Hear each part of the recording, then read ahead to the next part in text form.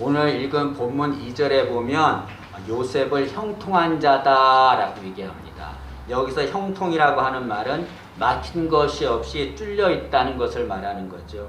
그러나 여러분, 요셉은 형통한 자가 아닙니다. 그의 삶을 보세요. 요셉은 형들에게 미움을 사서 미디안 사람들에게 노예로 팔려갔습니다. 그리고 지금 본문에서는 보디발의 노예로 있습니다.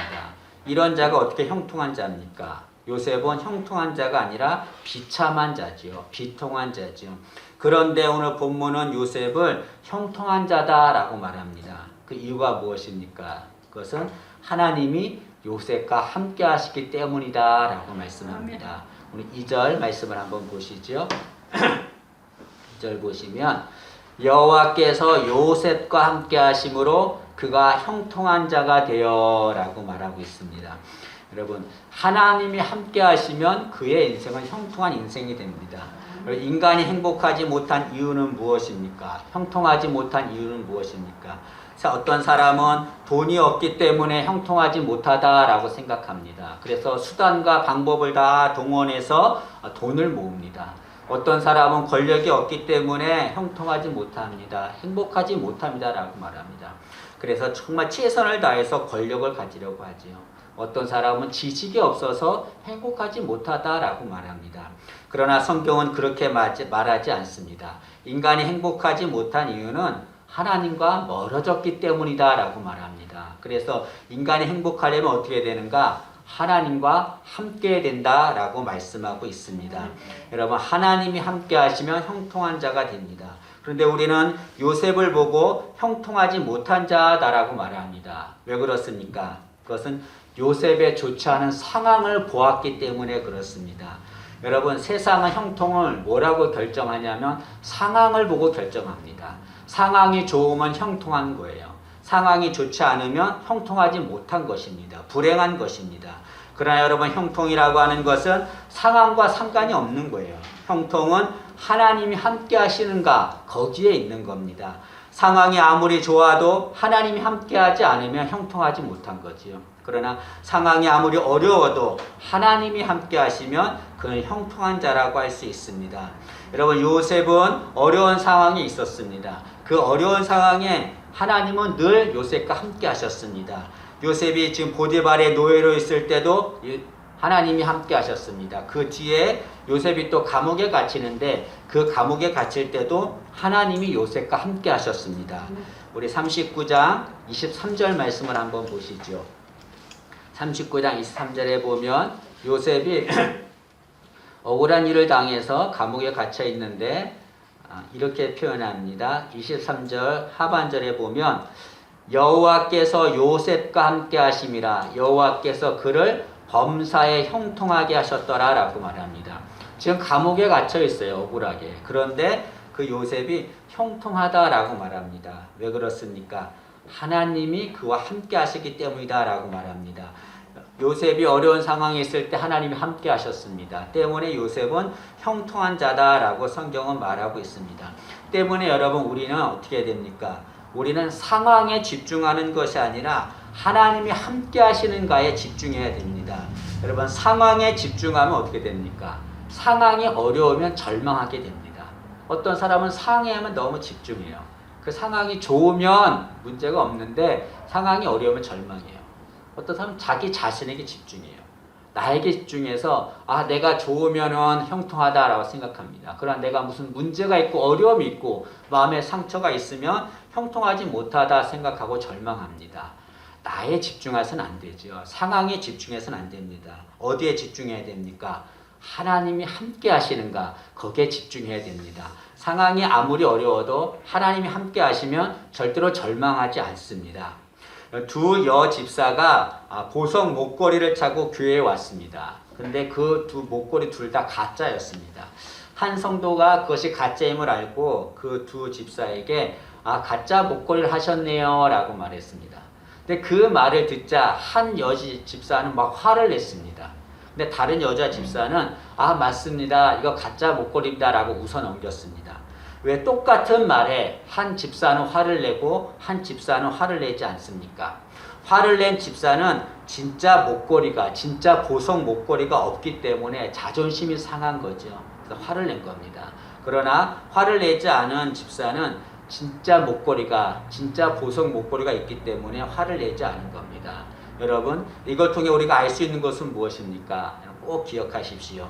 진짜가 있으면 절대로 상처를 받지 않습니다. 여러분, 하나님은 진리십니다. 하나님은 진짜가 되십니다. 그 진짜이신 진리이신 하나님과 함께하면, 하나님 우리와 함께하시면 우리는 어떠한 상황에서도 상처받지 않지요. 절망하지 않습니다. 때문에 여러분, 상황에 집중하지 말고 하나님이 나와 함께 하시는가, 거기에 집중한 우리가 되기를 진심으로 소망합니다. 하나님은 우리와 함께 하시길 원하십니다. 하나님이 우리와 함께 하시는 것처럼 우리도 하나님과 함께 하는 자가 되어야 합니다. 그런데 하나님과 함께 하기 위해서 해야 할 것이 있습니다.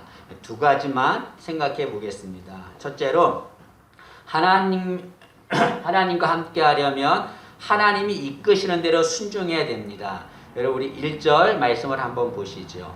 1절 말씀 보시면 요셉이 이끌려 애굽에 내려가매 라는 말로 시작합니다. 여러분, 요셉이 누군가에게 이끌려 애굽으로 내려갔습니다. 누가 요셉을 이끌었을까요? 하나님께서 요셉을 이끄신 거죠. 여러분, 하나님이 요셉을 이끄셨습니다. 하나님이 요셉을 이끄셨다는 것은 무슨 말입니까? 하나님이 요셉과 함께 한다는 것을 말하는 거죠. 함께 하지 않으면 이끌 수 없습니다. 이스라엘 백성들이 애굽에 나와서 가나안을 갑니다. 광야 40년의 세월을 살았죠. 그런데 그 앞에 구름기둥과 불기둥이 그들을 이끌었습니다. 구름기둥과 불기둥이 가는 그대로 이스라엘 백성들 따라갔더니 가나안 땅에 갈 수 있었습니다. 그 구름기둥과 불기둥은 하나님을 상징하는 거죠. 하나님이 이스라엘 백성들과 함께 하셔서 그들을 이끄신 것입니다. 여러분, 여기 하나님이 요셉을 이끄셨다라고 하는 것은 하나님이 요셉과 함께 하셨다는 것을 말합니다. 여러분, 하나님이 우리를 이끄시는 거죠. 우리가 하나님과 함께 하려면 어떻게 됩니까? 하나님의 이끄심에 순종해야 됩니다. 하나님의 이끄심을 거부하면 하나님과 할 수가 없는 거죠. 하나님의 이끄심에 순종할 때, 그때 하나님과 함께 할 수 있습니다. 여러분, 요셉은 아무 잘못도 없이 억울하게 고난을 당했습니다. 형들에게 미움을 사서 배신을 당했습니다. 노예로 팔렸습니다. 또 지금은 보디발의 노예로 있는데 이 뒤에를 보면 보디발의 아내가 요셉을 유혹합니다. 요셉이 그 유혹을 거부해요. 뿌리칩니다. 그로 인해서 요셉은 감옥에 갇히게 됩니다. 요셉은 아무런 잘못이 없어요. 그런데 억울하게 고난을 당합니다. 요셉은 생각했겠지요. 내가 아무 잘못도 없이 고난을 당하니까 하나님이 나의 고난을 해결해 주시겠다라고 생각했겠지요. 근데 하나님은 요셉의 억울함을 해결해 주지 않았습니다. 형들에게 배신을 당해도 그냥 그 배신을 당하게 만들었어요. 감옥에 갇혀도 감옥에 갇히게 만들었습니다. 억울함을 해결해 주지 않고 새로운 상황을 그냥 이끄신 거죠. 하나님 왜 이렇게 하셨습니까? 요셉이 아무런 잘못도 하지 않았는데 억울한 일을 당했는데, 그러면 하나님이 그 요셉의 억울함을 해결해 줘야 되는데 하나님은 해결해 주지 않아요. 다시 새로운 상황으로 이끄십니다. 왜 그렇습니까? 그것은 요셉이 상황에 얽매이지 않게 하기 위해서 그런 거죠. 여러분, 상황에 얽매이면 하나님의 이끄심에 순종할 수가 없습니다. 만약에 요셉이 이 억울한 일을 자신의 힘으로 해결하도록 하나님 놔뒀으면 어떻게 됐을까요? 요셉은 그 상황에 얽매였을 것입니다. 그러면 하나님이 이끄시는 대로 순종하지 못합니다. 거기에 얽매이면 순종할 수가 없는 거죠. 여러분, 요셉은 때문에 억울한 일을 당해도 그것에 얽매이지 않습니다. 하나님이 이끄시는 그대로 순종합니다. 오늘 말씀해 보면 요셉이 보디발의 집에서 노예로 있는데요. 거기서 정말 최선을 다해서 일합니다. 보디발에게 인정을 받습니다. 그 뒤에 또 감옥에 갇히는데요. 거기서도 최선을 다합니다. 그러자 감옥 간수장한테 인정을 받습니다. 하나님이 이끄시는 그대로 순종한 거죠. 그러자 하나님께서 요셉과 함께 하신 겁니다. 우리도 마찬가지입니다. 어려운 일을 당할 때가 있습니다. 그럴 때 하나님이 나의 어려움을 해결해 주질 않아요. 이해가 되지 않잖아요. 잘못해서 어려움을 당하면 뭐라 할 말이 없는데 아무런 잘못도 없는데 억울하게 어려움을 당하고 있습니다. 하나님이 도와주셔야 되는데 도와주지 않아요. 해결해 주지 않습니다. 그냥 우리를 이끌어 가십니다. 왜 그렇습니까? 우리가 나의 어려움을 해결하기 위해서 그 상황에 있으면 그 상황에 얽매이고 말거든요.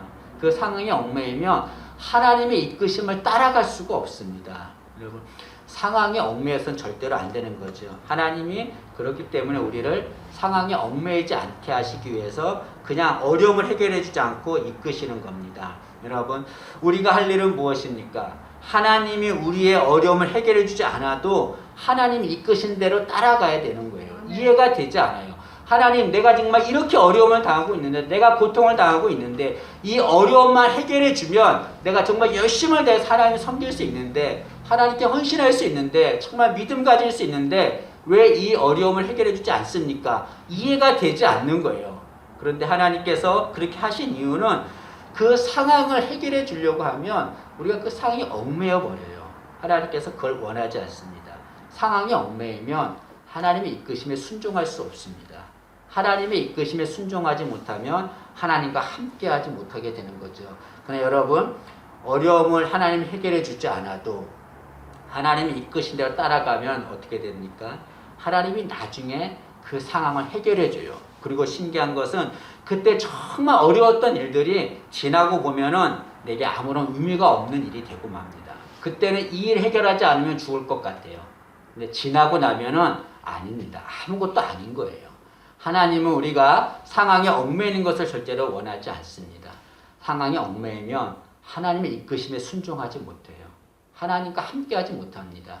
여러분, 지금 힘들고 어려운 상황이 있다 할지라도 그 상황에 얽매이지 마시고 하나님 바라보세요. 그리고 하나님이 이끄시는 대로 가면 됩니다. 하나님께서 그 어려운 모든 상황을 다 해결해 줄 줄로 믿습니다.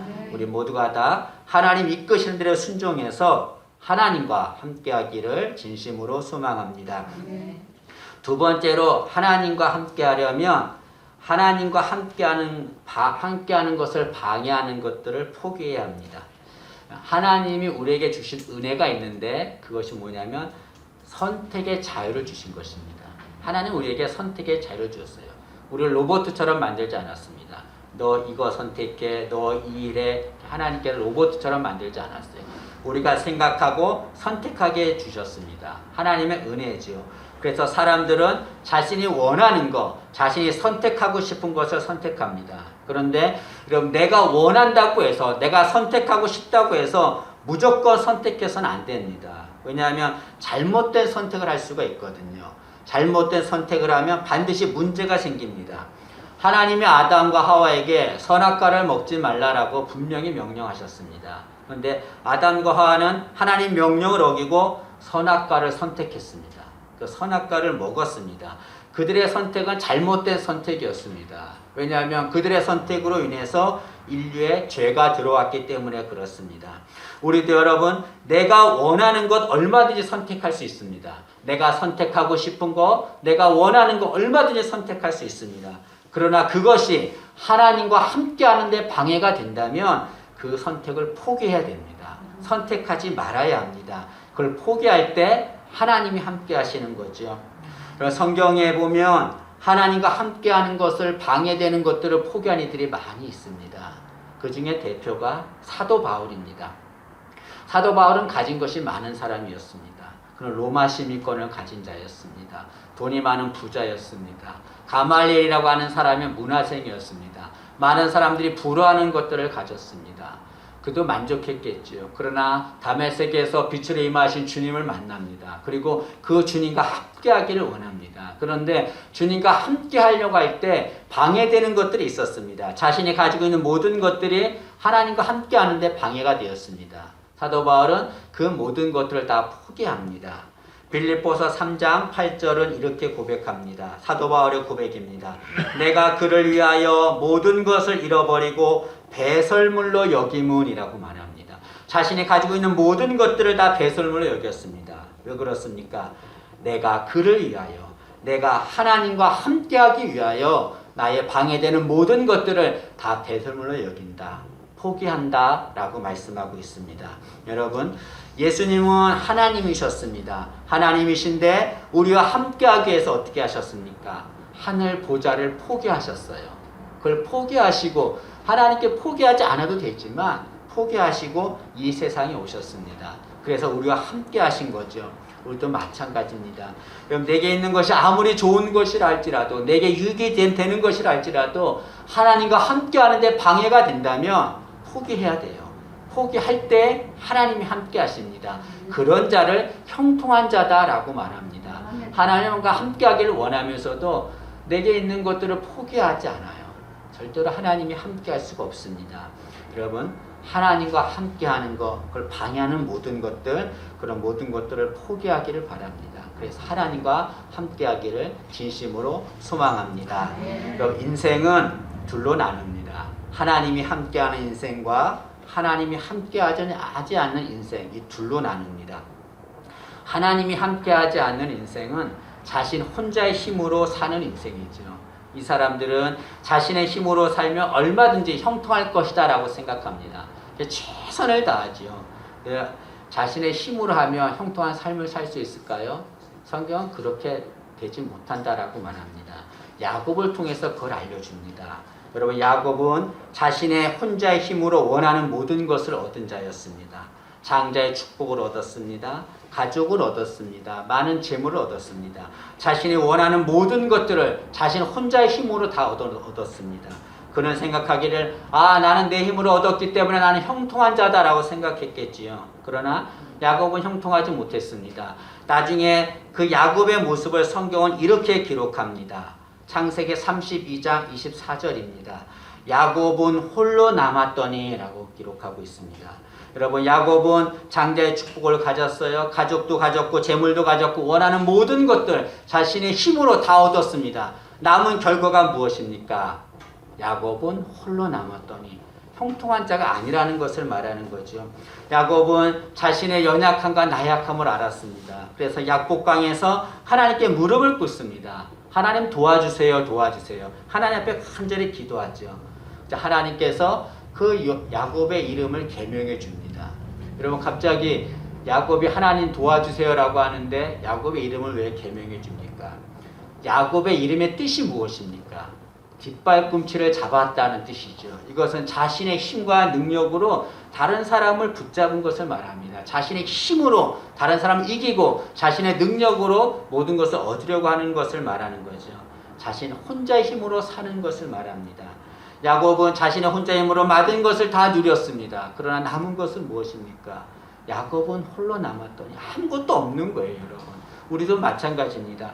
하나님 없이 내 힘과 내 능력으로 산다고 생각하지만 착각입니다. 절대로 그렇게 되지 않습니다. 하나님이 그의 이름을 이스라엘로 계명해 주었습니다. 이스라엘의 뜻이 무엇입니까? 이스라엘에서 이스라라고 하는 것은 싸운다, 승리한다 그런 말이에요. 엘은 하나님이란 말입니다. 이스라엘 그러면 하나님이 싸워주신다. 하나님이 승리하신다 그런 말이죠. 하나님이 야곱에게 말씀하는 거죠. 야곱아, 너는 여지껏 너의 힘과 너의 능력으로 너 혼자의 힘으로 그런 거 얻으려고 했지만 봐라, 아무것도 남은 것이 없다. 나와 함께하면 된다. 내가 너와 함께해서 너와 싸워주고 너와 함께해서 승리하게 해주겠다라고 말씀하고 있습니다. 여러분, 어떤 인생을 살고 싶습니까? 나 혼자의 힘으로 사는 야곱의 인생을 살고 싶습니까? 아니면 하나님이 함께 하셔서 싸워서 승리하게 하는 이스라엘의 삶을 살고 싶습니까? 여러분, 우리는 혼자의 힘으로 사는 자가 아닙니다. 하나님의 은혜와 능력으로 사는 자입니다. 하나님이 함께 할 때 우리는 승리하게 될 줄로 믿습니다. 말씀을 마치겠습니다. 우리 모두가 다 이 요셉처럼 하나님과 함께하는 삶을 살기를 진심으로 소망합니다. 내 힘으로, 내 능력으로. 여러분, 이 세상 살아갈 때 우리가 얼마나 살까요? 제가 예언하건대 앞으로 100년 후에 여기 앉아 계실 분 한 분도 없을 겁니다. 얼마 되지 않은 삶이에요. 이 삶에 나의 혼자 힘으로 정말 아둥바둥하면서 살려고 노력하는 데 있습니다. 하나님 얼마나 마음 아파하겠습니까? 나와 함께하면, 내가 너와 함께하면 되는데 왜 나와 함께하지 않고 너의 힘으로 살려고 하느냐? 그러면서 고통당하고 아픔당하고 있습니다. 하나님은 요셉과 함께 하셔서 형통한 자가 되게 하셨습니다. 우리도 하나님이 우리와 함께하면 우리도 형통한 자가 될 줄로 믿습니다. 우리 모두가 다 하나님과 함께하는 그런 복된 인생을 살아서 형통한 자가 되기를 진심으로 소망합니다.